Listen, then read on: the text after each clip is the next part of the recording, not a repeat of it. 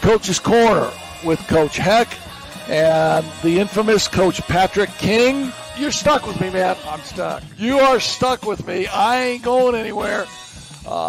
There's a lot of people that are jealous of me for sitting here, and there's some people that there's a little sympathy going on at the same time. There's more people that are sympathetic to you. I'm just saying that much right now. How long did you guard Larry Bird? For about 4 or 5 minutes, the rest of the half. How'd he do? How'd you do against him? Between myself and my roommate, Don McLaughlin, we held him to 48 that afternoon. Just remember what Ron Hecklinski said today. Man, you ain't that good. The scouting report said you were pretty good. You ain't that good. Oh, man. Are you kidding me? Welcome, everybody, to Monday, September 23rd, this edition of Coach's Corner with Heck and King. You'll see here momentarily, we're going to ask a very important question. How many people on one podcast? Too many. We will find that out here momentarily, live from Corbin's Old Town Tap and Heck's office. Here's Coach's Corner with Heck.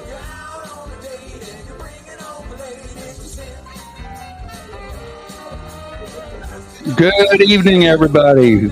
We are live from Dorbin's Tap on the west side of South Bend. And as you can see, we have a cast of several tonight here on a chilly Monday evening in South Bend, Indiana. Hey, stop already. Stop. Listen to me. So I'm jammed up a little bit. By the way, I'm jammed up a little bit. I fell. I broke my neck, my second cervical vertebrae. So I am in this hard collar for the next 3 months. I'm very, very fortunate because it was really, really close to the spinal cord. So I mean, for all the bad things that happen to people, there always is a silver lining. Right. So I'm laid up a little bit, man. But here's the deal. I can't be at Dorbin's tonight. It takes 3 of you guys to take my place at Dorbin's tonight. I mean, we tried. We had a fourth. Really? We just couldn't fit him in the camera. That's right. I mean, does Steve know he's got to feed you other 2 guys? Yeah, I got the tab going. Right. The tab's already running. Man. And he said that, whatever you were having too, I'd speak for that too. So yeah, you can see how we've got Kenny Peterson's here again from last week. What? Tell me. No. The mayor of New Carlisle. I don't even know his name. I just call him the mayor of New Carlisle. Yeah, and that's all you need to know. Well, last week, if you remember real quick, he said campaigning's going pretty well right now, and he's kind of looking forward to that November election. Yeah. So, and in the middle, we have John Overmeyer, our boss. So we need to have a good show tonight. And then behind the scenes is our producer, Scott King. So he's pushing the buttons, and we thank him for everything he's doing. And he'll have a chance. So we'll probably have people talking over each other. We'll look like one of those ESPN shows in the mornings where they got 5 of them talking all at once. It's kind of like a Friday night on broadcastsport.net with these 2 guys on the Prairie broadcast. That's for sure. But we're glad Heck's back. Yeah. Heck was going to try to come over here with us tonight. He's just physically not ready yet. So I'm glad you're vertical. I'm glad you're vertical right now. No, it's gonna take me some time to get my strength up. There's a lot of pain involved. There's absolutely can be no movement of my neck, and I have to wear the collar 24/7 for 3 months. But like I said, I mean, stuff happens sometimes, and you can either sit back and cry about it or feel bad for yourself, or you can just get back up, get in the chair, and keep rolling. And anytime I get to have an evening with Johnny B. Good on a radio show, are you kidding me? I couldn't wait till this started tonight, guys. I couldn't wait. There you go. Well, we're glad you're doing well, and we're going to continue to pray for you to get better because we miss you out here, Heck. We need you back here, buddy. Yeah, so I appreciate that, and let me just say, magicmind.com is the real freaking deal. Magicmind.com. I remember all your guys' name. It's amazing. Coach's Corner 20. When you get a minute, pull it up. Tweet or whatever. Yeah. I didn't wait. Yeah, I didn't say the little blue pill. I said magic mind. Magic mind. I understand. I'm not. But whatever you guys want to hear is cool with me, man. No, we're not going that route. Yeah, we better leave that one alone. At least till we get past curfew. We're prime time. But we do want to mention our other sponsors. As we say, we're at Dorbin's Tap here over on the west side of South Bend. We also want to mention Tony Lesher with his insurance. That's been a great sponsor for us. Han Funeral Home, Frick's Driving School are all people that have been so generous to help us out and keep us on the air here. So want to mention them real quick. And the Black Sedan Band, Sedan Band, which let us in with some pretty good music, didn't they? Yeah. So anyway. They're great. Well, let's we're going to talk some high school football, I think, to start with, to lead us off. So you didn't get a chance to go see a game this week because you were on the DL, but the three of us got to see a couple ball games, and good, bad, or otherwise, really, Kenny and I were in Elkhart. The game we saw was close. I don't know how good it was, but John saw an absolutely horrible game. Yeah, that game between Riley and Washington ended up 27-20, but really that score not indicative of the game. Riley just really dominated in the first half. Washington came back in the second half. Gabe Weber, Jay Johnson switched quarterbacks. The Washington, the St. Joe transfer got to play a little bit, moved the ball with his feet, but then they brought Gabe Weber back in to throw the ball. They made it 27-20. Riley really won that game in the first. It was over by halftime, and they just kind of let off the pedal a little bit. And obviously, when you have some shenanigans that go on before halftime, that cost both teams a couple ejections on both sides because of a melee at the end of the game, at the end of the half. And there's some things that went on, and I think that just kind of took the air out of both the teams, and it just was not a really good football game. Unfortunately, the score does not indicate what we really saw. I think Riley has regressed a little bit, especially on the offensive end. Again, they had 4 trips in the red zone, only 1 touchdown in the red zone. They've only had 1 touchdown in the red zone, and they've been there probably 13 times this year. They just did not close out drives at all. And we mentioned last week jokingly that they probably lead the world in safeties. They've 5. They've had five safeties, and in almost one had season. another one, but it was a punt that was blocked, and then it was picked up at the 2-yard line and run back for a touchdown. But otherwise, that would have been the 6th safety of the year. Yeah, interesting. Well, Kenny, John, let me ask you this question. Yes. What in the world has happened to South Bend? The city schools in football, and number one, the lack of discipline from the standpoint of every time I hear of a game, there's a melee there. There's either something going on in the crowd, there's something going on the field. In your opinion, because you've been around or you've been a part of it, you've been broadcasting South Bend football for a lot of years. What in the world is the problem with it? I think there is a lack of not leadership among the coaches. I think they're trying to do what they can, but I think there's just a lack of disrespect from the student athletes. I think they just want to play the game that they want to play. They don't want to listen to adults. They're listening to their friends. They're listening to other outside influences. South Bend football through 5 weeks is now 2-14. Mm-hmm. The only 2 wins are Riley, and that was the win week 1 over Knoll and Washington. Adams and Washington are both 0-5, and they haven't even been close. Well, they talk a lot about the culture of teams, and there's not a lot of culture. That's the culture of the teams right now. The cultures are not good. Well, and I understand that. I understand maybe that there's not enough players, and there's not enough maybe discipline in the weight room, in the summer workouts. But doggone it, I think it's the coach's responsibility to make sure that his team acts the right way on the field, on the court, on the diamond, no matter what the score is, because you don't see that stuff happening at New Prairie. You don't see that stuff happening in other places, but you do see it in South Bend. Well, heck, I'm going to tell you this, and I've told this to John, and I think we talked a little bit about this at our tailgate Saturday. What happened Friday night was not because of the heat of the moment that happened Friday night. What happened Friday night was a result of things that go on in the schools Monday through Thursday when teachers are hamstrung and not allowed to discipline kids and make sure that they behave themselves. Because when you allow kids to act that way in the school, that carries over to the athletic field. So they know if they can get away with stuff in the school Monday through Thursday, then they think on Friday night they can get away with whatever they want.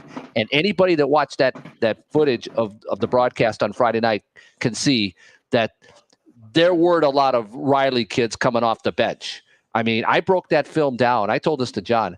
I broke that film down frame by frame, and I talked to one of our very dear friends who's I'm not going to mention his name, a very well-respected official. And I asked him what defined coming off the bench. He said, if you come onto the playing field, whether you are a participant or not in the fight, you are considered coming off the bench. I counted 21 green jerseys off the bench. Okay. Now, both teams are at fault here. Okay, let's just clear that up. But you have to have a culture from the top of your administration, and I'm talking the top, all the way down, that says you are not going to have students act that way. You have to set the tone. And that fight that happened on Friday night was because of Monday through Thursday not having the chance to discipline in the classroom or in the school to hold people accountable. And that's where it starts. Right. And there's some people in the public, Heck, who really perceive South Bend School as living in a bubble. They're living in a bubble. You can't discipline kids. We're given instructions by our building administrators. Well, don't suspend a kid. Don't suspend a kid. Well, you know what? You need to suspend a kid for infractions. If we were in school, we did something wrong, we got suspended because we did something wrong, and hopefully that'll be corrective behavior. But these upper-level administrators at times are not showing the teachers or the administrators, this is what you should do, this is what you will do, and it's not suspending kids because it's hurting their education. I don't agree with that, and that does not help the culture with the coaching staff when it comes back to them. And, even going back further, because I asked this friend of ours who's an official, I said, could the IHSA conceivably suspend every one of the kids that came off the bench for Friday night's game? And he goes, yeah, they could. But, again, it's everything that happens in the building during the week, and then you carry it to the athletic field on Friday night. That's what happens. And, then why doesn't the IHSA suspend them? Well, you said they could. Yeah, well, they haven't. Probably wouldn't be able to field a team. Well, here's the thing. Then that's their problem, right, Pat? Exactly. Yes. The thing is, that's their problem if they can't field a team. I agree. Right. And the thing is, when you have ejections like that, you those officials turn in a report to the IHSA. And I'm sure, bet my last dollar, that they had a phone call today from Big Brother down in Indianapolis, because when something like this happens, and I told this to my friend who's a very well-respected official, what he did with, I didn't even told you this, he has actually sent that footage of the broadcast of the fight to other officials to show them, hey guys, how do we handle this situation? But yeah, I got a feeling there's going to be some suspensions before it's all said and done for this week. When you look at it, Pat was a head coach in South Bend Community School System for what, 15 years, Pat? Yes, 15. And in your time period of coaching during that time in South Bend, was it ever as bad as it is now, or were you coaches all together on the same page and understood how to coach kids up, not only on the court, but in practice and in workouts, and understood that if you didn't take care of business, you all ain't playing Friday night, right? Yeah, that's part of it. And, the 15 years I was there, we had some really good coaches at the other schools, whether it was LaSalle, Washington, Riley, Adams, or Clay, right, and all veteran coaches. We had very few rookie coaches, because back then South Bend was still a destination job. It was not a transitional job where you were here looking for the next step up. And you just flat tell the kids, you don't fight. What? And you have to talk to them a lot. You don't talk to them a lot about what goes on, because they're watching too much YouTube. They're watching too much NBA. They're watching too much college. And what do they see on ESPN? They see the fights, whether it's hockey, whether it's basketball. Look at the WNBA right now. What do they show on Caitlin Clark? They show her getting poked in the eye. They show her getting knocked, running into a tough screen. They don't show her, with her assists. They don't show the shots she made. They show them somebody knocking her down, because that's news. That's what people want to see. And that's what the kids accept it. It's kind of interesting that you went to the WNBA, because I found some stats that were just, I think it's pathetic what's going on in the flagrant fouls in the WNBA, and 70 or 17% of all flagrant fouls in the WNBA were against Caitlin Clark. And out of that 17%, 80% of those came from the Chicago Sky, because of the rivalry between April Reese and Caitlin Clark. And they have no clue as to what Caitlin Clark and maybe some of the other great young players has done to the WNBA, because now they're on charter flights, right? They're on charter flights, and they're playing in front of full houses, right? Exactly. And they need to understand that the young players, such as Caitlin Clark, and you can argue and you can say, well, she gets all the calls, she gets blah, blah, blah. She's the reason, and a couple of the other young girls are the reason that the WNBA is where it is today. Right. Exactly. Oh, I totally agree. Well, can we go back? I want to make one more point about this whole incident that happened on Friday night. Sure. Okay. And I'm not going to mention who this person is, but I'm going to defend this man to my right here. Okay. And there were some who thought his commentary about the fight on Friday, remind me the exact words you said, John. Was it something like a brawl? The word brawl was used, and even some other media people used the word brawl and melee in their articles and or reporting. And there was a certain administrator in South Bend schools very unhappy with my commentating, and all I did was describe what was going on. That's my job as a journalist, right? And I wasn't picking on anybody. I wasn't pointing anybody out individually. It was just what happened in front of us. Told them what you saw. Yeah, and I'm going to share a quick story about this guy to my right. And John, I think you remember this. This is when you were working at the LaPorte radio station.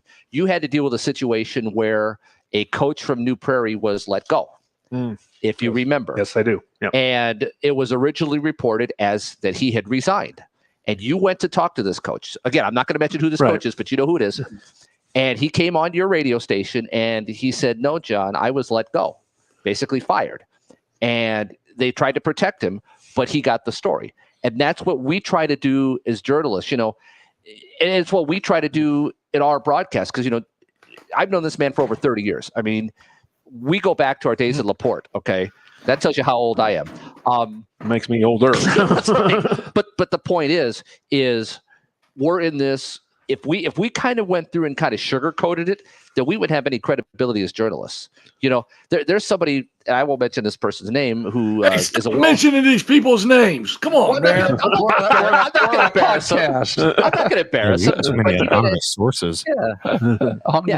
Anonymous source. This gentleman made a comment about our Penn Mines broadcast about how there's a lot of we's and us's in your broadcast. And I looked at him straight in the eye and said, there's no such thing as a we or an us on a broadcast, because there are times when we do New Prairie football games where we're not liking what we're seeing and we call them out on it. We don't embarrass them, but we call them out on it. But that's our job, because if I went through and kind of put a blanket over my head and said, oh, that's not really happened, I would lose my credibility. And, and a perfect example is Friday night. We told it like it was. We told it why they lost the game. It wasn't because of the penalties. It was because of two special teams fiascos that cost them 14 points. That's what you do as a journalist. And what this guy did here, what John did on Friday night, reporting what happened, was the facts and the truth as to what happened. And no, this person that's upset needs to worry about controlling his school more than he does worrying about what a broadcaster says on an internet broadcast. Now I'm done. Oh boy. Oh boy! There you go. Now we'll get some principles. Hey, call in. Hey, call in the show. Call in. Call in. Let's get this thing. Let's get this thing right now, man. 214. What's that number, Scott? Ring him up. Perfect. Hey, that's fine. Hey, I'm protected. I'm at the crib, man. I'm at the crib. You guys are protected. Okay, what's your address over there? It's on Corlett Way, right? Yeah. Somebody will be over soon. Let's jump over to the east side of South Bend. As Kenny was mentioning, he and I were over at Elkhart for what we thought was going to be a pretty darn good ball game. Yeah. Elkhart and New Prairie, and turned out it was a defensive struggle, right, to the point where the first touchdown was off of a botched punt. Mm-hmm. 3 plays later, touchdown. New Prairie scores then off of an interception. They run an interception back for a touchdown. Now it's 7-7. So they kick off, and 95 yards later, Elkhart runs the thing back for a touchdown. Now it's 14-7.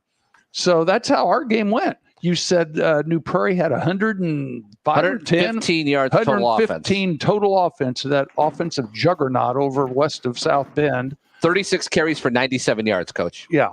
36 carries, less than 100 yards. Heck. Sounds like the Cowboys. Hey, I don't even want to hear that because the Bears played the Colts yesterday. That's all. Right. Oh, we'll get to that. So Don't worry. the Colts give up 400 yards rushing in the first 2 games. 400 yards rushing, and they're 1-1. The Bears rushed for 73 yards yesterday. So I don't want to hear about a defensive juggernaut, man. But and that surprised me. New Prairie has been really strong in football, man. I think they play great football. The West Siders. And Elkhart, they're a 6A school, for God's sakes. Come on. Well, that's the whole point of it. Quality. It was a good game. We looked at, Elkhart's got some huge kids up front. They've got 2 kids that are 6'6", 290 that play 5 techniques. So they're on the defense. They got a kid from Mishawaka, Carmine Orozco. Yeah, he's one of them. About 6'5", 280, 290, going to Miami of Ohio. Yeah, he's one of them. Excuse me. Miami of Ohio, the team that's in what? The top 20? Yeah. The top 20 after taking Notre Dame down to the wire a little bit. Hey, we could be here for a while, couldn't we? Yeah, we could. But we saw some great games. Here, just real quick, like I said, the game we saw ended up being 17-14. You had a 4A school playing a 6A school. And here's the thing, guys. Elkhart only had 133 yards of total offense. Quinn Rost was 4 of 14 passing for 22 yards and an interception. Yeah. Neither team could throw the ball. And that's kind of like what he did against Riley a couple of weeks ago. He had less than 100 yards passing against the Wildcats. Now, and they throw the ball. They do. He just could. Concord had a hell of a game, right? Concord had a hell of a game. That was one of the things we were going to talk about. In the Northern Lakes, for example, you had some dynamite ball games. You had the Concord game. Warsaw jumped out to a 2-touchdown lead, I believe. Right. And it ended up 28-24 Concord. You've got Concord's now, I believe, number 1 in 5A right now. They were named number 1 in 5A today. Yep. Mishawaka had an easy time with Goshen. Joey's still trying to find a win. He's got a chance this week. That you've got Goshen and Wawasee coming up. Heck, on Friday night, by the way. The Northridge Mishawaka game ended up. Northwood and Northridge was a 1-pointer. Remember that, Kenny? We were talking about that was going to be a dynamite game. And Northridge went for 2 at the end after scoring and couldn't quite push it in. Missed it. And then the Plymouth Wawasee game was an ugly one.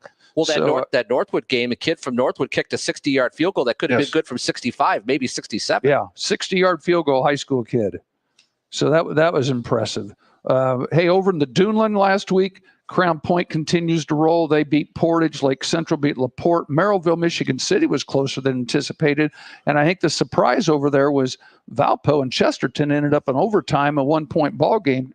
Valpo's top 5 in 5A. And so this week, you got the big game in the Duneland. You've got the big game in the Duneland. You've got Crown Point at Valpo on Friday night. They're both unbeaten in the conference. Valpo has 1 loss. Their only loss was the open start of the season against Penn, and Crown Point is state runner-up. They have not lost yet this year, so that should be a pretty good game there.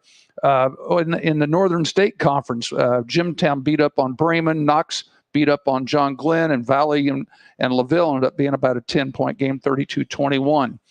This week, you've got LaVille at Knox. Knox is starting to get things going a little bit. The good game should be Valley at Jimtown this week in that conference. That should be a good game. I'll call them the small schools. You got Caston, South Central. Judson continues to roll. They're number 1 in 1A. Judson, Pioneer, and Triton are all unbeaten in that conference. So let's see. I think you've got you got Judson and Triton that are going to play this Friday. So those are some of the games locally that we have for the high school kids. Pat, put Judson against some of these teams in the NIC here. I mean, Judson would do very well against about half the conference, I think, this year. Yeah, and one of the things that now that we've played 5 ball games, one of the things I was going to mention is a lot of teams now. For example, New Prairie is one of them. They've now lost 2 ball games in the conference. Right. So that one of their goals up on their bulletin board, it says win conference. Draw a line through that one. Right. So you're going to have a lot of coaching staffs that are now starting to quietly start looking towards sectional. Right. because that's the next goal. Because New Prairie's in a conference that has 6A, 5A, 4A, a couple 3A teams. And what they're looking at is that the teams in front of them, the rest of their schedule, are big schools that are going to help them get ready for the tournament. So they, one, have to stay healthy. Two, start looking at a couple things. What can they do to be successful in their sectional as they get here in these next few ball games? Everybody's got what, 4 games left? Is that right? 4 games. Yep. 4 games left. Yeah, New Prairie's got Riley, Boys, Marion, all right. Penn, and Washington. Hey boys, Tell me. let's go to college football, man. Yes. Hey, everybody loves college football, man. Let me tell you one more thing, Heck, and then we'll do that. Friday night, the game of the year. Where at? Is going to be number 1 and number 2 in 6A. You've got Westfield and Brownsburg. Oh man, those are great games. You ever drive down 31 and drive by Westfield Stadium there? Oh yeah. Isn't that nice? No. I mean, it looks like a Mid-American college. Stadium. It looks like a MAC just school. Great places. It's the same size as Ball State Stadium. But so you got Westfield's at Brownsburg. And Center Grove's at Lawrence Central. You've got those teams just keep beating up on each other. But that would be a game. Medicare plans can be confusing. Scott, you want to run? Sorry. Before we ship, that's fine. That's exactly where I was wanting you to go. Heck, before we finish up with the high schools, let's hear from our sponsors, and we'll come back and talk some college football. Beautiful, boys. Beautiful. Have at it. Medicare plans can be confusing, but they don't have to be. I'm Tony Ledger, licensed insurance agent. I can help you compare your options because I'm appointed with many nationally recognized carriers. With my help, you can find the coverage that fits your needs and budget. I don't want you to be my client today. I want you to be my client forever. Call Tony Ledger today to schedule your free consultation or visit tledger.com. Facing the loss of a loved one can be overwhelming, filled with questions and stress. Han Funeral Homes in Mishawaka is here to provide compassionate support during these challenging times. With a deep commitment to the families they assist, Han Funeral Homes aims to deliver exceptional care and service. Their dedicated team of experienced funeral directors and staff is ready to guide and support you through every aspect of funeral planning. Located at 505 West 8th Street in downtown Mishawaka, Han Funeral Homes invites you to reach out at 574-255-1474 or visit their office for personalized assistance. Han Funeral Home, a family serving families. Looking to get your driver's license and hit the road with confidence? Choose Frick's Driving School, Northern Indiana's top-rated driving school. At Frick's, they offer expert instruction for anyone aged 16 and up, tailored to help you master the skills you need for a lifetime of safe driving.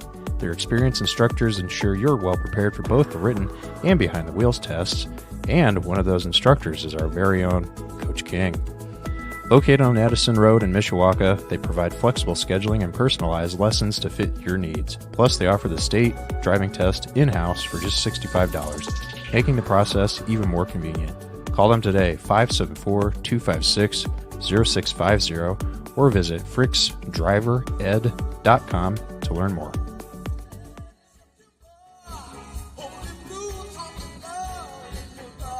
We are back. It is the top of the hour. 6 o'clock Central Time, 7 o'clock Eastern Time, back at Dorbin's and the Hecklinski Estate. And we are back with more Coach's Corner. Oh, man. So what about the Black Sedan Band? Are you kidding me? That's them in the background, kicking it out of Birmingham, Alabama. Oh, yeah. Magic Mind reduces stress, gives you a steady, calm energy, lets you focus, gives you a lot of clarity, and all of your benefits will build daily. So Coach's Corner 20 will give you 20% off, magicmind.com. And I'm in a tough deal now where I just it's kind of a mental thing now, fighting through with the collar on and all that stuff. Magic Mind will help me get through. And listening to shows like this, I may archive this show and listen to this show every day till next Monday. And I'm just saying. You know, while you're at home, we could do more football, shows. College football. Okay, let me throw this at you. Let me throw this at you right now. Okay. Scouting Gate. Okay, Scouting Scouting Gate. Gate. Connor Stallions, right? Yes. Connor Stallions, assistant coach of Michigan, going on the sidelines of all the schools, man, getting the calls from the coaches, gets busted. He's now a high school coach. Would the Michigan football team be talked about in Scouting Gate now? Because everybody knows they ain't passing the ball. They ain't passing the ball. It's run, city, run. Right. Alex Orgy, 7 for 12, 32 yards. 32 Nice. yards. Just running the ball, and there you go. There's a sighting. There's a sighting. I heard he's coaching high school football this year. He is coaching high school football. I think last I heard he's over. Last I heard he's over. Jeez. Well, here's the deal. Good for Connor Stallions, because you know what he did? Connor Stallions did what they told him to do. Mm-hmm. He took the bullet. He took the bullet for everybody else in the program, never opened his mouth. They asked him to go do this. He did it. And for that, he's coaching high school football. And you know who else did what they were told to do? What? The Schutzstaffel. Oh, gee. All right. Oh, wow. All right. But my point being, he's a smart I don't need no Scouting Gate to say what's Michigan going to do on this next play. I don't need Scouting Gate, because we all know they're running the ball. They're going to run it. And they beat a good Southern Cal team, by the way. Well, and I was listening to one of the talk shows on the way over here, and they said that everything for Notre Dame is starting to fall apart because Northern Illinois lost, this weekend. People up here, they wanted Northern Illinois to win everything else, go undefeated this season, because that would show that would be that bad loss might not be quite as bad. And there were a lot of people up here that were reluctantly cheering for USC in that Michigan game, hoping they would win. So when they play Notre Dame, then that would be a quality win. So there's two of the teams on their schedule took it on the chin this weekend. Yeah, but Johnny and Kenny, can count. You guys can comment on this. There ain't nothing that takes a sting away from that Northern Illinois loss. Nothing. NothinG. There's not enough in South Bend. No. Yeah. There's not enough. Yeah, as Kenny said, there's not enough ointment in South Bend to cover up that wound. That one's done. Yeah. You can only put, as coach would say, they can only put so much lipstick on a pig. I put lipstick on a pig. That's my you can't bust a grape comment.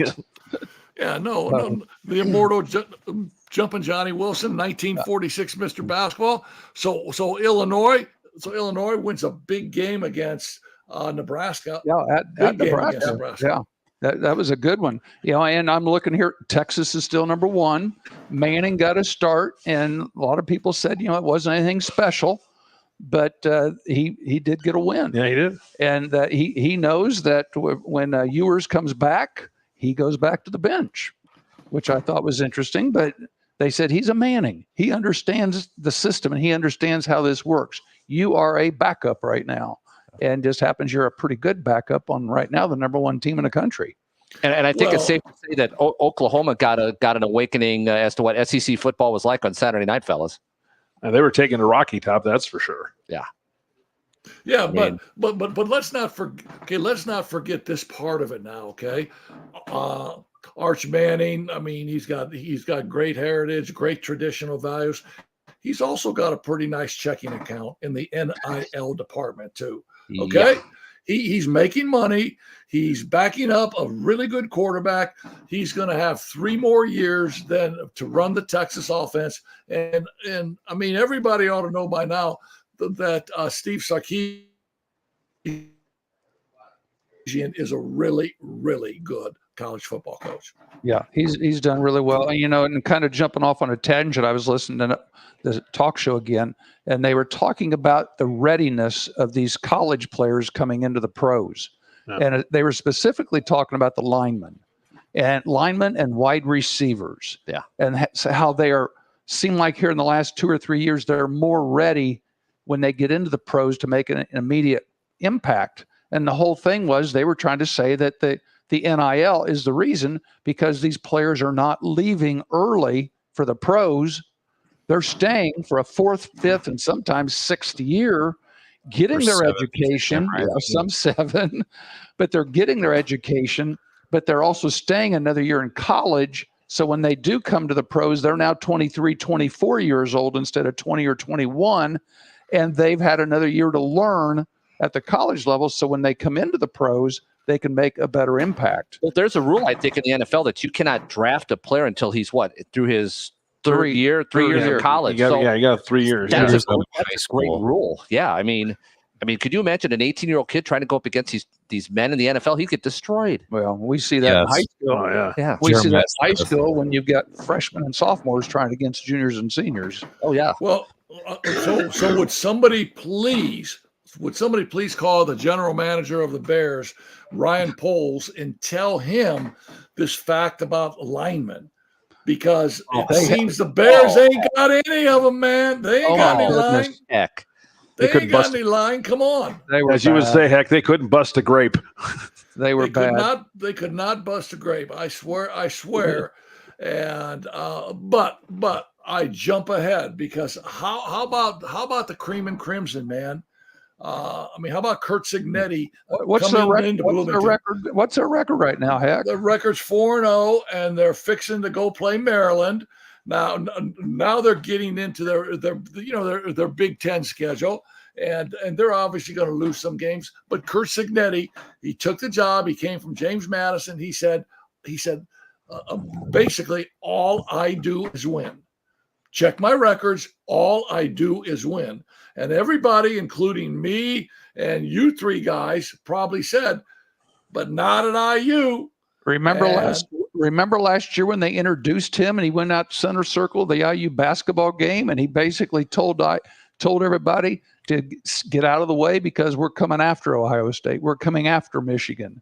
And basically, I think he said, screw them. Yeah, pretty much. I remember that. Of course, everybody fell in love with him immediately. And other people were getting ready to take him to the shrink to get his head examined. Heck, you were saying, Heck, about IU possibly losing a game. You look at the next five. Who in the next five could they lose to? I mean, they should be favored against Maryland, Northwestern, Nebraska, Washington, and Michigan State. I mean, they could be 9-0. Michigan State 3-1 right now, but I don't know who their non-conference schedule is against. Nebraska's a pretty good college football team. Yeah, they are. The freshman quarterback Raiola was played at Buford High School in Georgia last year, and my nephew's team, Walton High School, beat Buford in like the semi-state. Oh gosh! Wow. In 7A in the state of Georgia, and he was committed to Georgia. He leaves Georgia. He goes to Nebraska, where his uncle is, I believe, the offensive line coach, and he's starting quarterback in the Big Ten now. Yeah, so that's fantastic. I think, and let's not get carried away with ourselves. IU winning 7-8 football games this year, I think is huge. I think it's huge. And are they going to beat the Ohio States? I love you, Kurt. I love you, Coach. I love your enthusiasm. But y'all ain't beating Ohio State. I don't give a shit what you talk, what you say. You ain't beating Ohio State. But I think people are talking IU football, and that's what you want. They should be 6-0 going into Nebraska, and College Game Day should be there for that one. I mean, imagine why not? Yeah, why Corso could go back and they could show all of his bad reruns from the Lee Corso show from the 70s. Oh boy! I mean, I predicted they'd go 3-9, so they've already exceeded expectations. No. My neighbor Chris Potts is a great lawyer in South Bend. I don't know, maybe 3 weeks ago, he said 8-4 and they're going to win a bowl game. I said, come on, Chris. He said 8-4, they're going to win a bowl game. Write it down. Why not? knows, He's on record. Hey, how You about let's talk about Ohio State buying a roster? How about IU? No, you're exactly right. They brought Kurt Signetti in and they said, here's X amount of dollars. Now Nick Saban said it the best. You can have all the money you want, but you better know who you're spending it on, and you better spend it on the right players. And obviously they brought, some good players in, but they ain't. Ohio State and Michigan, the upper echelon of the Big Ten. I mean, IU's not there yet, but at least at least people are talking about them, right? You're Better right. than Hey, Purdue. I was going to say Big 12 football. I was watching, quite a bit. I had all 3 TVs going, by the way, Saturday afternoon, and I really enjoyed watching the Utah-Oklahoma State game. I picked Utah, by the way, and got lucky on that one. You did. Yes, you did. So, but it was 22-19. That was a great game. It came right down to the end. I really thought that was a good game. Utah had to go to Oklahoma State to Stillwater, and they were talking about it was like 110 down on the field. It was hot. Remember how hot it was here on Saturday? Yeah. It was, and they're playing in Stillwater, so you're talking it was even hotter. How about Saturday night? I don't know if people that stayed up. Did you stay up and watch Baylor in Colorado? Great game. Great game. It was. They I watched a little bit of it. they throw a Hail Mary to tie the game, and then end up getting a fumble and end up winning in overtime. So Colorado, they talk a lot of shit, and they finally, they put it, they showed it out this time. And the fans tore down the goalpost before the game was over. Yeah, they had to have a replay, didn't they? The ball went out of the end zone. But you were talking about college football. College football this weekend, Pat. Did you guys see what happened on Saturday in the TCU SMU game? Sonny Dykes gets ejected. Yeah. Right at the start of the second third quarter, half, wasn't it? He didn't like something went on. It was a kickoff return. Something like that, yeah. I think they called it back, and he got 2 techs on him, heck, and they gave him the heave-ho. But Should have asked really? 3 times a lady. here's the trick, heck. Sonny Dykes was the coach at SMU and went to TCU. So That's now right. they're playing each other. So that was his old team, and he lasted until the kickoff. He had a long halftime, that's for sure. Did you see Yeah, earlier long in the week the mayor of Dallas was at maybe a city council meeting wearing a TCU sucks T-shirt? Yeah, I heard about that. Oops. Now, speaking of shirts, I mean, so no. That's bad. That's bad. Come on, guys. heck, we need to find some IU people, because I heard they've got T-shirts going on down there with a blank carton of cigarettes on the front of it, and it says Signetti across the brand name for the cigarettes is Signetti. So I thought that was kind of cool. We need to see if we That's can the find one of culture those. at IU, promoting lung cancer. Oh, stop it. Come on, Karen, get on your soapbox. So, hey, That's Scott, hilarious. Think about the children. speaking of football games, let's go back to that Tennessee game. Scott, you got my little Fricks car anywhere close by? Because we're going to need it here shortly.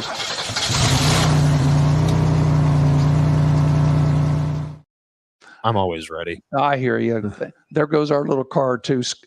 Heck, I need your help, I guess, a vote. I was looking at 2 different games here. That, as I mentioned, that Utah-Oklahoma State game, I thought Saturday afternoon was a dandy, where Utah had a chance to win on the road. But I'm still thinking Tennessee, going into that where they went, the Rocky Top going to OU. Both games were in Oklahoma, I guess, wasn't it? Yeah. Mm-hmm. So they were in Norman, and Yeah, on no, Saturday night. I think you got to go with prime time, Tennessee. I think Tennessee's game was probably a step or 2 up on the ladder, up higher. So I'm thinking my team right now for the Fricks driving road team of the week's got to be Tennessee.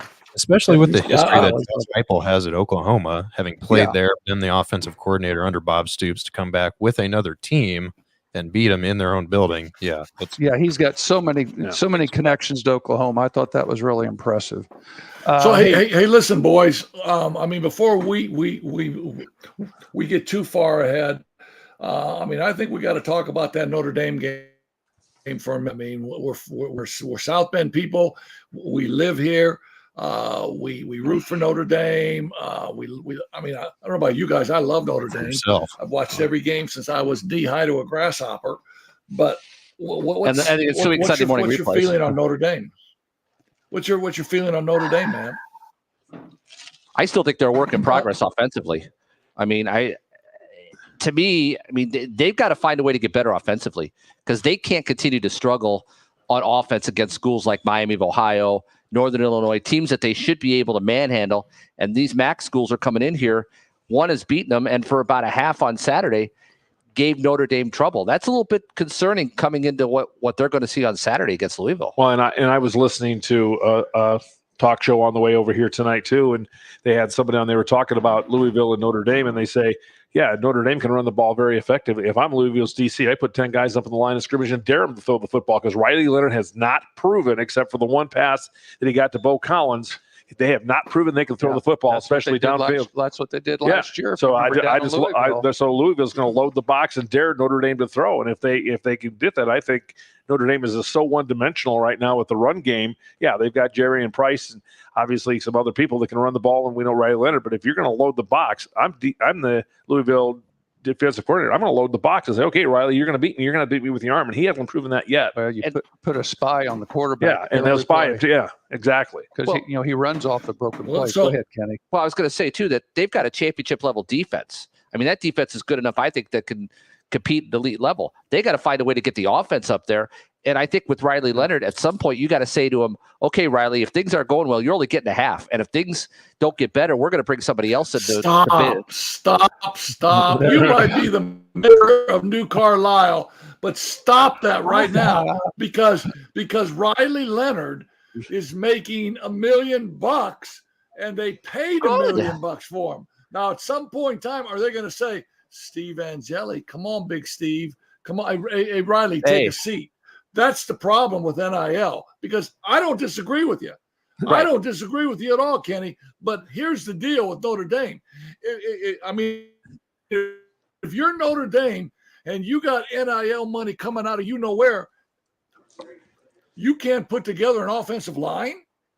The offensive line for Notre Dame stinks.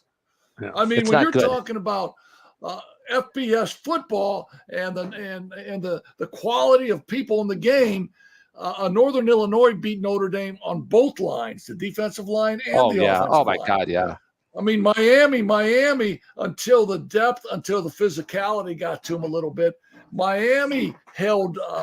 They held serve against Notre Dame's offensive line. So here's my question: where in the world does Harry Hiestand? Where's Harry at? Yeah, that's what I like to know.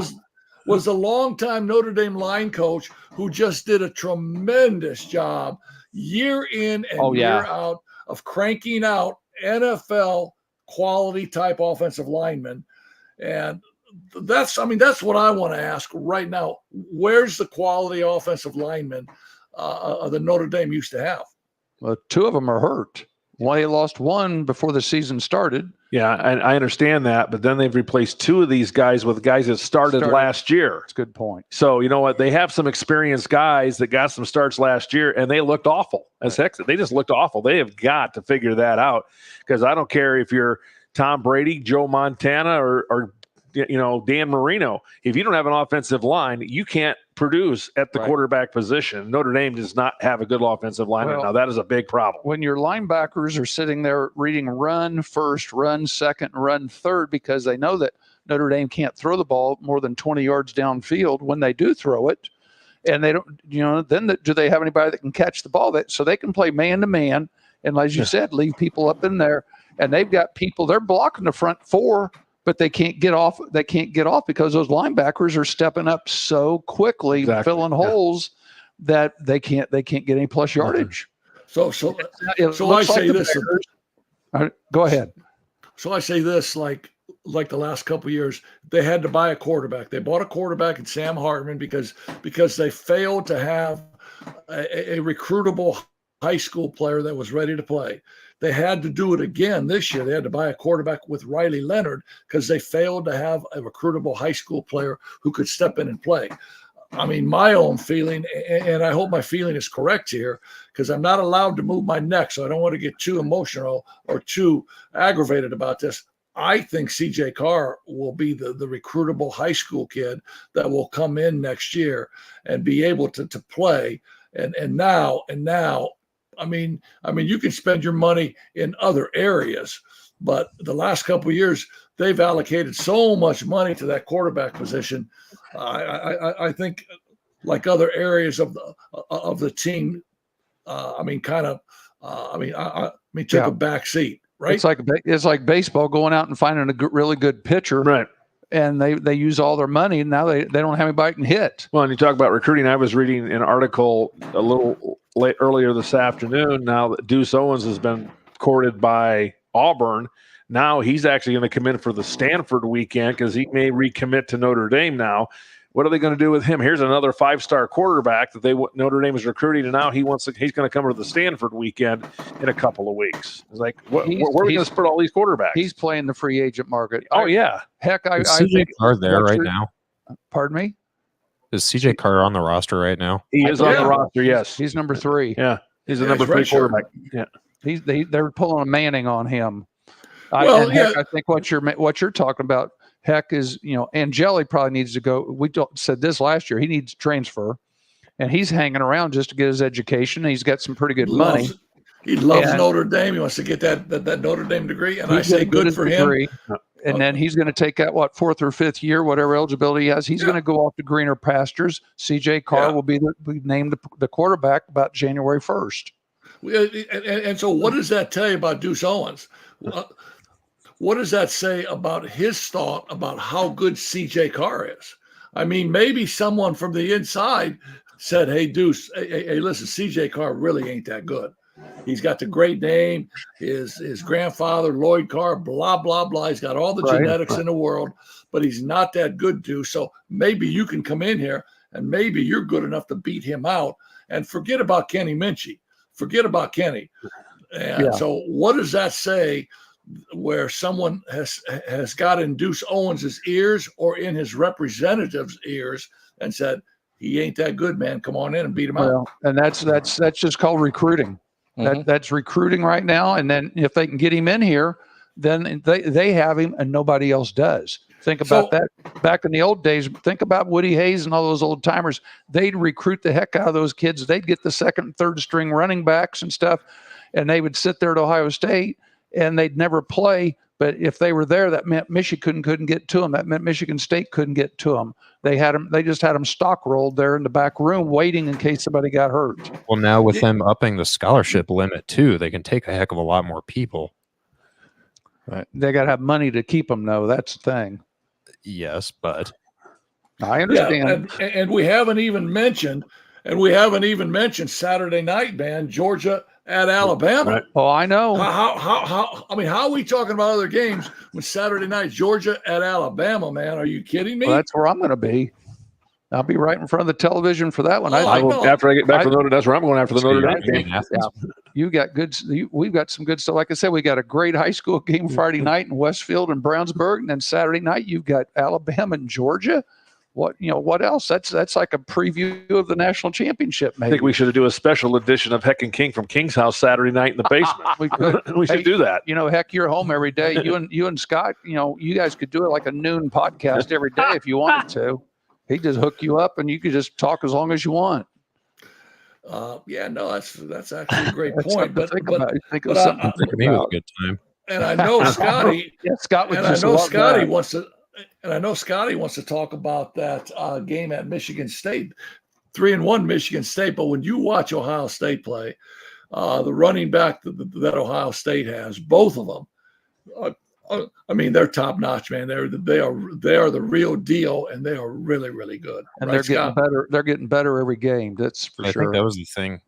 One of the things that Joel Klatt said on the broadcast on Fox, which I wasn't really a huge fan of them on Saturday, but that's a whole nother topic. But he finally somebody put down the narrative about Ohio State buying the roster with this 20 million figure that they keep shouting about, because I think they took 6 transfers, and two of them were because Nick Saban retired and getting Caleb Downs and Julian Sand, who will probably be the starter quarterback next year, who, by the way, was I think the number 1 quarterback in this past class, and CJ Carr was the number 2 quarterback. Just putting that out there. But the majority of that money was spent to retain the current roster that they have, which is why the defense is why they have a good defense and why the continuity is finally there. But the offense finally being explosive with some imagination from Chip Kelly calling plays and getting different looks and getting rid of these outside zone runs that Ryan Day ran into the ground the last 2 years or so. It's fun to watch. Now they've been playing, as Heck likes to call, tomato cans. So we'll see when they actually play somebody halfway decent here in the competition. I forgot about that, man. Yeah. I love that. I love that term. I tried to email Red news. Gold about getting a sponsorship from them because we love to shout about tomato cans so often, but they never emailed I me back. love that, man. We get Red Gold for our sponsor. Hey, Johnny, here's a question for you before we get into the NFL. With Clay being shut down this year, I mean, have you had any people talk to you about that? How they miss Clay athletics and things like that? Talk about the Clay people and the fact that with Clay not being involved this year. I mean, what's the talk about that? Yeah, a lot of people kind of miss it, and we know Clay Athletics has not had a lot of success lately, but it gave a lot of opportunities for kids to play a sport that might not be able to play a sport at another South Bend school or another school. And it built up a lot of camaraderie with these kids. There's a lot of friendships among these kids. I talked to Kayron Miller, who transferred from Clay to Riley after transferring from Mishawaka, and he said he really missed his teammates from Clay. A lot of those guys are not playing football, or you look at the Jones boy who's going to play basketball for Riley. He's concentrating only on basketball. Decided Tyrese did not want to play football, was concerned about injury, but he really misses that camaraderie at Clay because even though they weren't good, they were good friends on and off the field, and a lot of the community has been so upset about this. And you look at it from the athletic standpoint, a lot of things are missing. It's weird for a lot of people. I've talked to a lot of the people that went to Clay games. And it's weird not going to a football game on Friday night or going to a volleyball match on a Tuesday or Thursday night at the high school. It was weird for all of us in the athletic department. I'm not doing any more sports information or event management. Right. The AD's doing something else now. The AD secretary is somewhere else. And I'm thinking, I'm supposed to be doing this tonight, and I'm not doing this. It's been kind of hard on a lot of people missing Clay after they closed the school, and all these kids have been kind of dispersed. Now, somebody did tell me that with all this division and all these kids either going to Washington, Adams, or Riley, that you've got some of the non-athletes that are some of the kids that might be behavior problems have gone into these schools, and that's why the schools' problems have gone up a little bit because and that's a possibility because there were some kids at Clay that were not good behavior kids, I'll put it that way, and I really think that has hurt some of the discipline issues in the South Bend schools. But I think from the athletic standpoint, a lot of people miss that. It's not always about winning and losing. It's about becoming a good teammate, learning how to good sportsmanship, learning time management. And I think the coaches at Clay did a really good job of that. And I haven't had a chance to talk to Doug lately. And I know I know he was very sad when the building closed because all what he was building up in a program, that program was getting better and better in his few years that he was there. And he's not coaching, and that's tough. Wow, that's tough. That's really tough. That's right. And heck, one thing you may not know, I drive by there quite a bit. I do every day. One of the things that they are doing is Notre Dame's tennis program has taken over the tennis courts because the tennis courts at Notre Dame have been dug up and they're getting ready to build more football facilities right there between the Goog and the new practice area. And, the tennis courts were right there. So that tennis area is gone. So Notre Dame has gone out and basically asked permission to the school corporation. Can we use the courts at Clay High School? They came out there. And I watched them all, day by day. They went out there and resurfaced everything, repainted everything. And with the exception of a couple porta pots and they got a scissor lift out there for TV camera, to video when they have matches and stuff. They they're using Clays, whether they're 8 or 10, I can't remember. They're eight out there. 8 tennis courts out there, but that's the home of the Notre Dame Irish tennis team right now is Clay High School. And they're practicing out there pretty much every day. I drive by there every day, and I notice they're always out there practicing. Because only that's thing really Clay's cool. Being used, it is. And the only other thing Clay's being used for is they got 4 CTE classes in the back of the building. That's it. Otherwise, the building is just pretty much shut down and empty. Yeah. Let me ask you this question: where's the great Coach Reinbold going to coach baseball at next year? I mean, he's got. I mean, I don't know. Are they going to put him in at Washington? If they were smart, he'd be the head coach of Washington, right? Riley's got a baseball coach, right? He'd like to do that. Now I don't know if that'll happen. He'd certainly like to do that. Yeah. The problem is a lot of the kids that would have gone to Washington to play baseball that live west of town are coming out to play in a state championship team in New Prairie. So where's he going to get the talent to go to Washington? They just have to bring him back. I think he's going to be running travel league stuff there out of the Yeah, because I was just by Clay Field today, or Reinbold Field. It is in beautiful shape. He's still taking care of that like it's his baby, which he figured he would. I know the Clay softball coach is not going to be an assistant at Marion. They've hired her at Marion to be an assistant to help build that program back up, because they've kind of fallen on some hard times here recently. So Katie Rodriguez is going to be an assistant coach at Marion for softball this year. Hey, Scott, before that's we go great because you have some good coaches who still want to coach. Now Barnbrook is, he's not coaching anywhere next year. Pat, have you heard anything on Barnbrook? No, I have not heard. I haven't either. talked to him since school started. Right now, I think he's a free agent. We may get him to do some radio, TV stuff with us. You never know. Hey, I've got one more college football game I want to mention before we go to commercial. Scott, do you have Heck's Dumbass of the Week award? Of course. Wait a minute. This is Heck, I'm going to kind of take this one over in honor of Stephen A. Thought I have this one. We mentioned the IU football program. Where was the IU coach before he was at IU? James Madison. James Madison. Well, let me just say, James Madison is the latest recipient of the good news part of it. And North Carolina is my team of the week as being the dumbass of the week. North Carolina paid James Madison $500,000 to come to Carolina this last week to play. And they hung, as they said on TV, they hung a 70 burger on him. Yeah. It was 53-21 at the half. James Madison. Yeah. James Madison. Now, North Carolina scores 50, and they get beat by 3 touchdowns. Final score was 70-50. So they're a double showcase winner then. Come in and get the money, and then they win the game. That's a double showcase winner. So that's a third week in a row now we've had one of these. Was it last week? Who was the team last? It was Florida State. Who'd Florida State paid it? To Memphis. Yeah, Memphis, and then Memphis turns around and gets beat this week. Yeah. They got run off the field by Navy. Navy ran them off, Yeah, but Memphis was last week. Memphis squad, we say, got $1.2 million to go to Tallahassee. And then was it Northern Illinois? I think it might have been. That got $1.2 million to come to South Bend the week before that. So our Stephen A. Award winner for Dumbass of the Week, I'm going to say North Carolina, if that's okay with you, Heck. Is that fair? Is that fair? No, I think it's beautiful, and I think the graphics that Scott has put up. I just kind of mentioned that we should maybe look at that.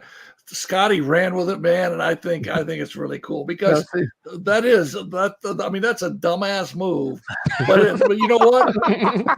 I got a shirt. You know what the shirt says? Shit happens. I got a shirt that says shit happens. It did that. Oh, we saw a couple. Speaking of that, we saw some shirts from Archive this year at the tailgate. The Catholic. We saw some Catholics versus the convicts shirts this weekend. So that was the people that they offered your hamburger to, by the way, that I ended up, they turned it down. So I had it. Yeah. So one of my all-time favorite shirts, I don't know, this was maybe 2 or 3 years ago. I like to go to Florida. I like to run the beach and stay in shape a little bit. So I'm running the beach and I run past this guy. He's got a beard that's, I don't know, probably a foot long. He hasn't showered in years, probably. He stinks. He's got jeans on, and he's got a tremendous T-shirt. His T-shirt says "Rehab is for quitters." I wanted that shirt. Rehab is for quitters, man. Come on. That's good. And on that note, we're going to take a Scott, break. you may need to. There you go, big boy. That's Rehab is for quitters. Great hard out. Oh, goodness. All right. We're going to take a break here real quick, and we'll be back with more. Finding private health insurance can be stressful. What if it didn't have to be? I'm Tony Letcher, licensed insurance agent. I prefer to personally meet with my clients so I can get a better understanding of your needs and budget. I can even review your current coverage. I don't want you to be my client today. I want you to be my client forever. Call Tony Letcher today to schedule your free consultation or visit tletcher.com. Facing the loss of a loved one can be overwhelming, filled with questions and stress. Han Funeral Homes in Mishawaka is here to provide compassionate support during these challenging times. With a deep commitment to the families they assist, Han Funeral Homes aims to deliver exceptional care and service. Their dedicated team of experienced funeral directors and staff is ready to guide and support you through every aspect of funeral planning. Located at 505 West 8th Street in downtown Mishawaka, Hahn Funeral Homes invites you to reach out at 574-255-1474 or visit their office for personalized assistance. Hahn Funeral Home, a family serving families. Are you ready to take the driving skills exam but haven't gone through formal driver's education? Frick's Driving School has you covered. If you're at least 16 years and 270 days old, which is like 9 months, and have held a valid Indiana learner's permit for at least 180 days, which is like 6 months, you can schedule your driving skills exam with Frick's.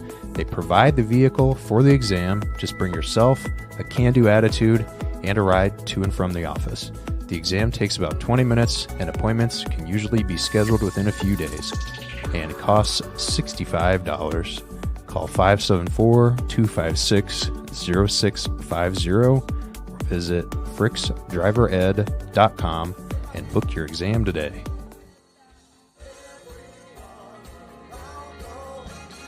We are back with more of Coach's Corner with Heck and King.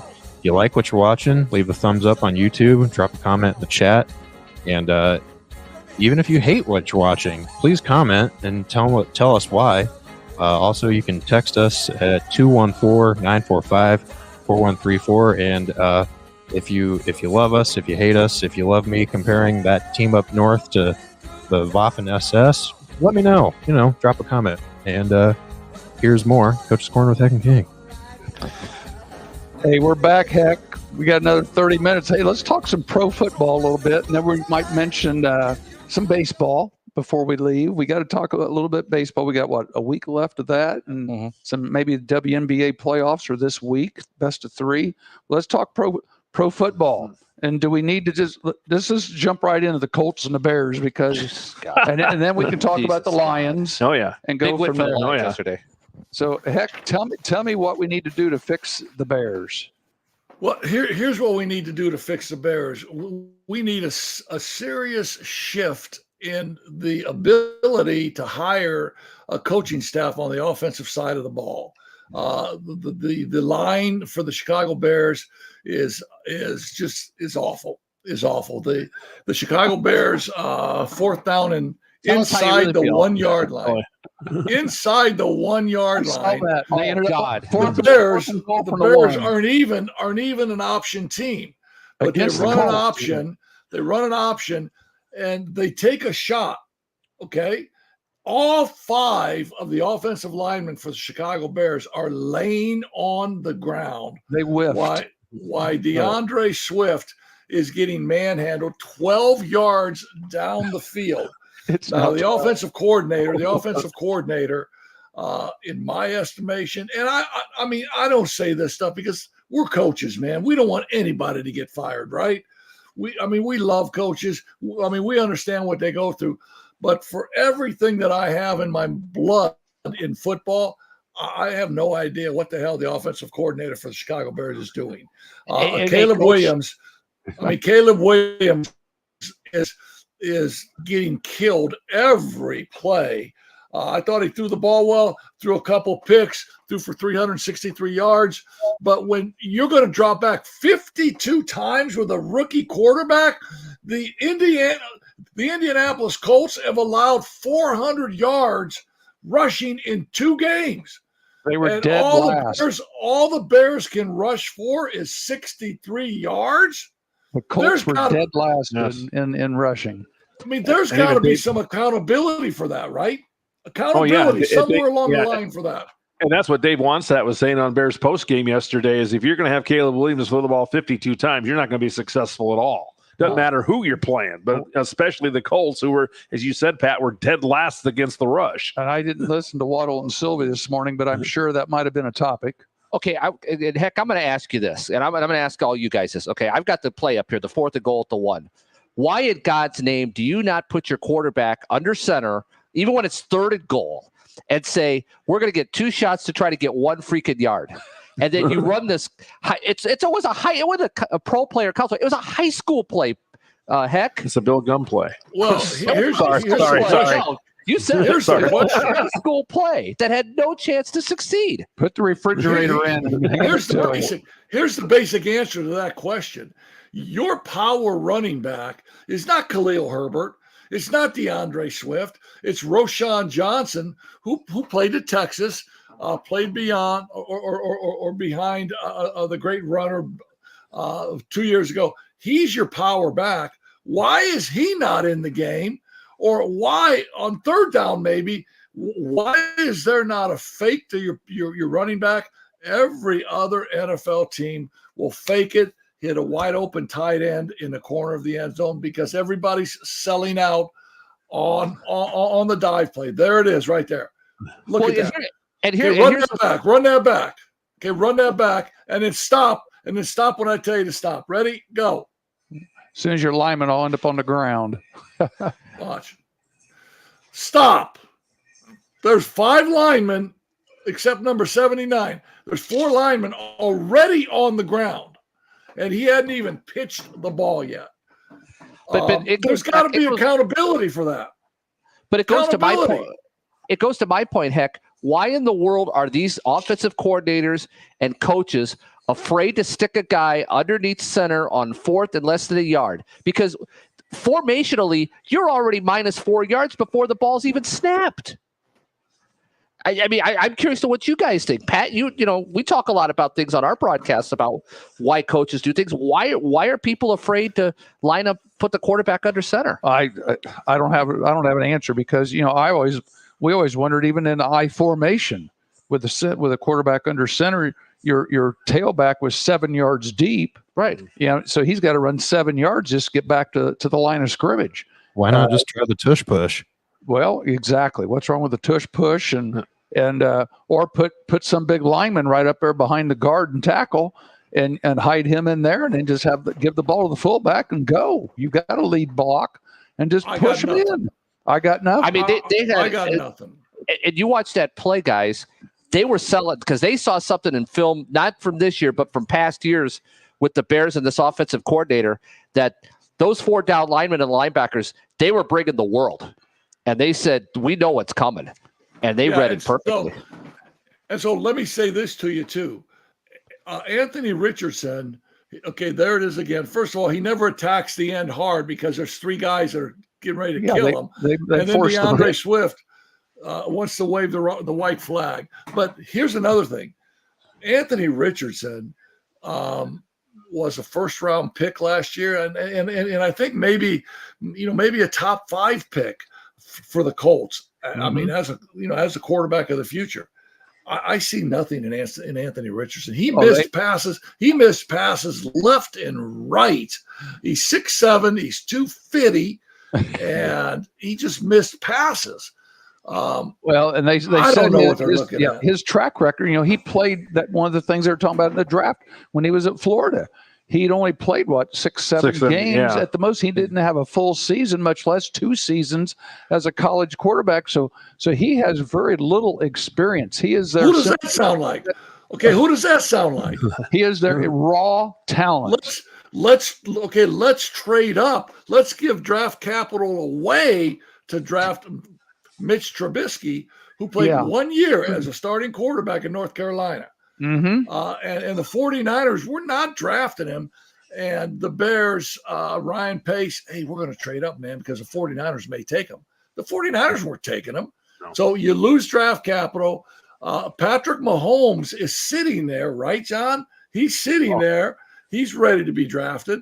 Watson, the kid from Clemson, who we know has kind of been a bust right now, he's not drafted.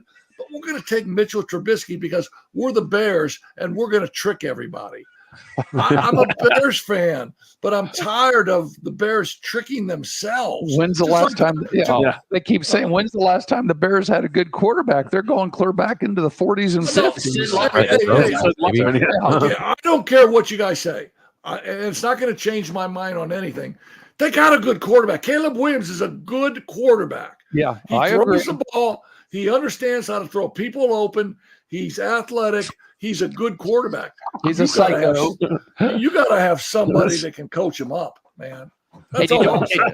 And you don't Richardson call is a, and you also don't call a mixed high in the school game. play at 4th and goal either. Heck, be careful because I think we just had to pay our own bill. Durbin's back out here shaking his head. Yeah, no, he's so I about think- ready to throw us out of here too. we- He's ready to heave ho. so you're gonna get in an argument with. Well, I mean, is he a Chicago Bear fan? I mean, is Steve a Bear guy? I think he's a Bears guy. Yeah. He Bears- don't Bears like guys Caleb are Bears. Williams. Oh, He doesn't like he Caleb don't like Williams. Well, he better. I mean, He says I time mean, to move maybe, on. maybe I ain't coming back. I Thought we were don't gonna show know. the door.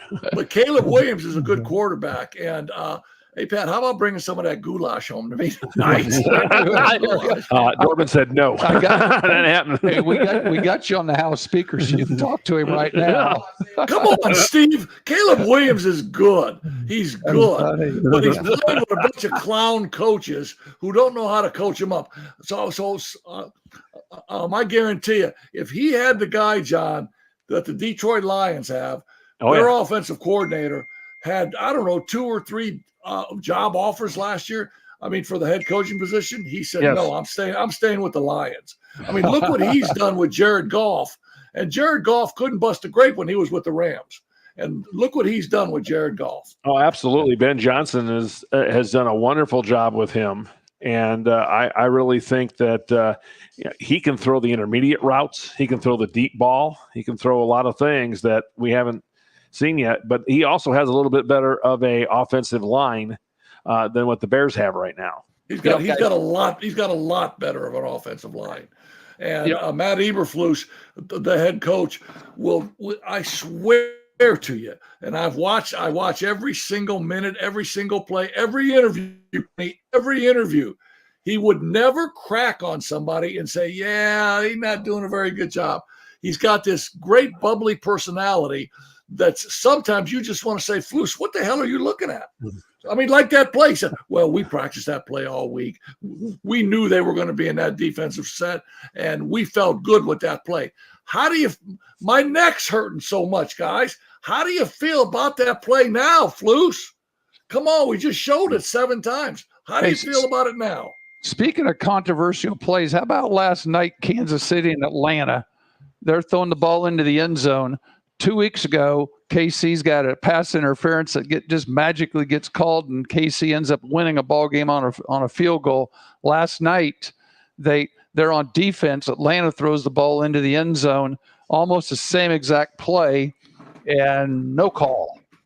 And KC wins. It's funny how they got the call again on that one. But that was a good, exciting game, too. I thought Atlanta played very well. They played extremely well. And I did too, but here's a question to you guys, and I don't understand this sometimes. Yeah, no, that's pass interference. Are you kidding me? Come on. I mean, No, it's not. I mean, the helmet's not even turned. No flag.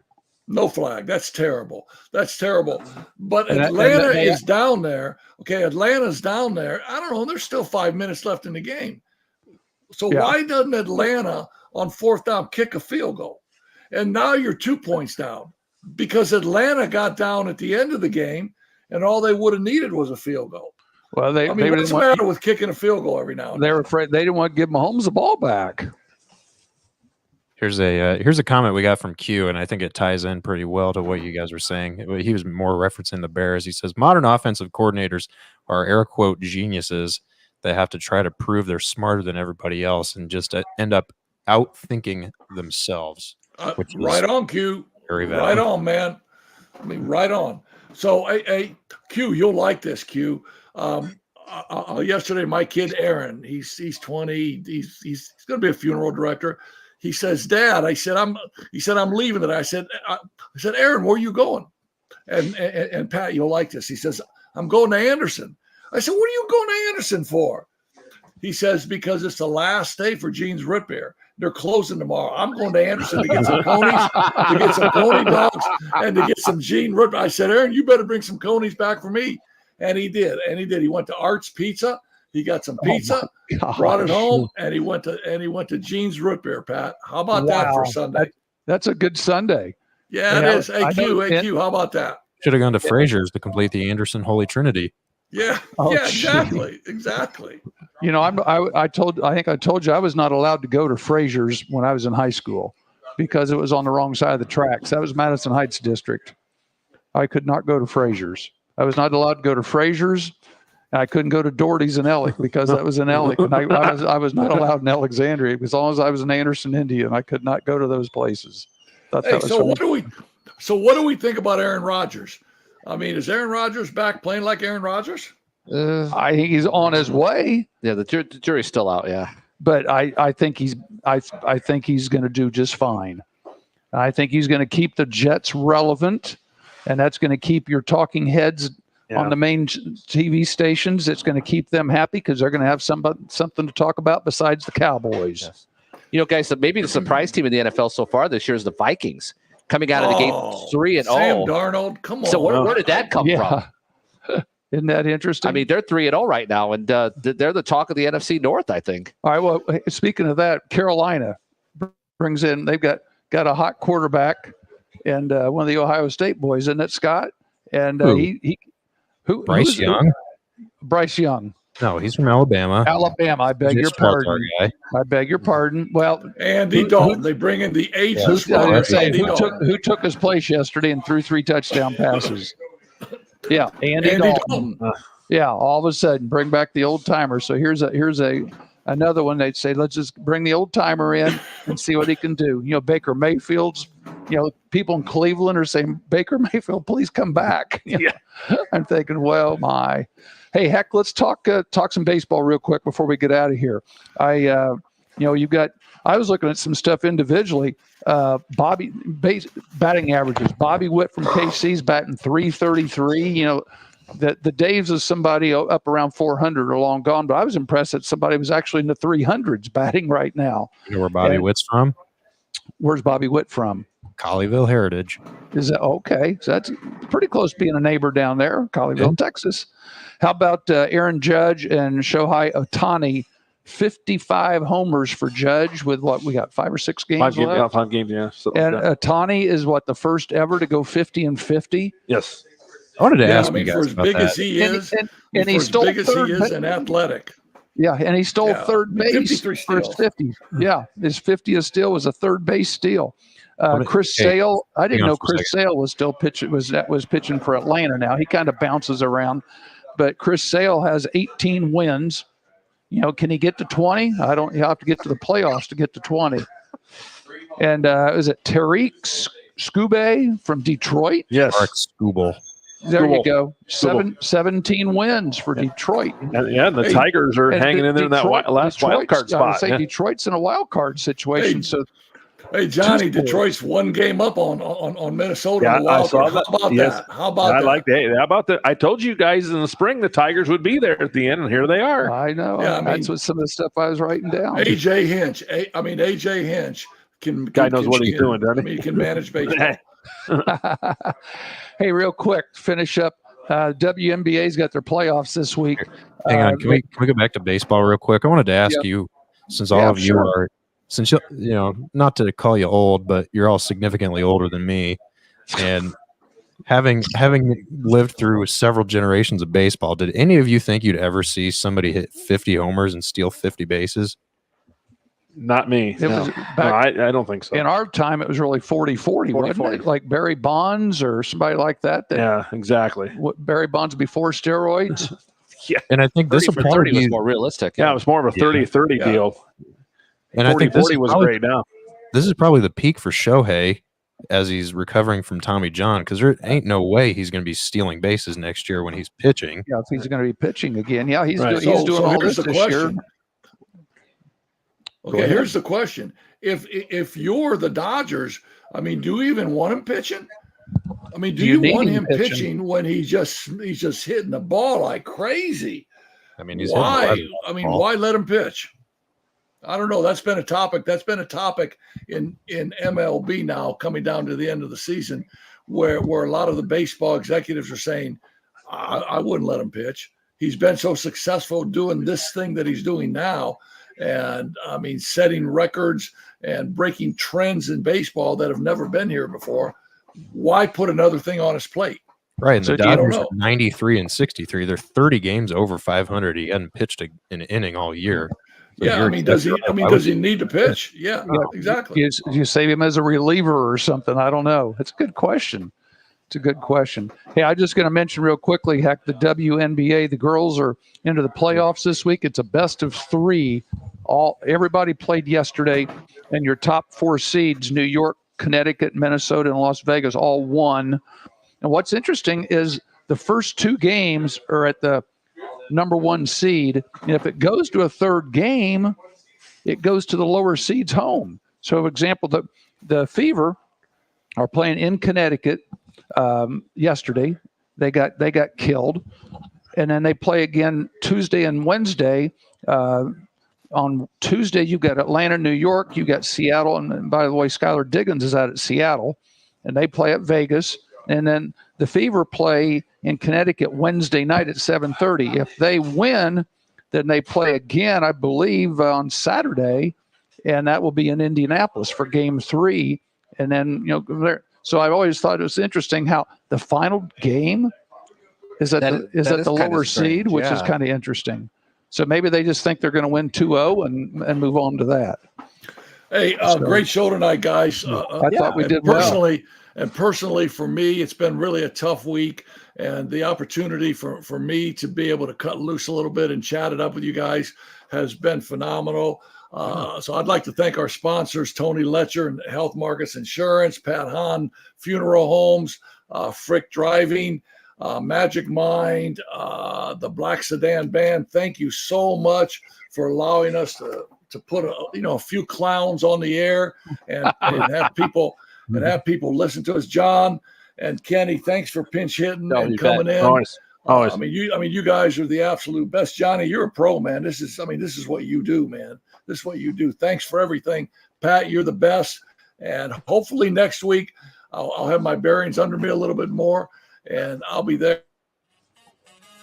Sounds good to me. We'll be back to talk about some high school music from Steve Dorbin, about Caleb Williams, but let's not forget. Yeah, but let's not forget Steve Dorbin and the great things he does for us at On Top. The food is phenomenal, and I'm so sad that I don't get to have a sandwich. I'll get 2 of them next week, Steve. All right, brother. Thanks, guys. You guys are absolutely right. best. Thanks, Heck. Be good, buddy. Take care of us, What did he Scott. say? Thanks, Scott. All right, that'll do it for this week's Coach's Corner with Heck and King. Thanks for tuning in. Make sure to like it on YouTube, subscribe to the channel, do all that stuff. We'll be back next week with another edition of Coach's Corner with Heck and King, and maybe we might do the derivative show of Who Slaps on the Mic featuring Heck and a different King. We'll see. So, see you next week.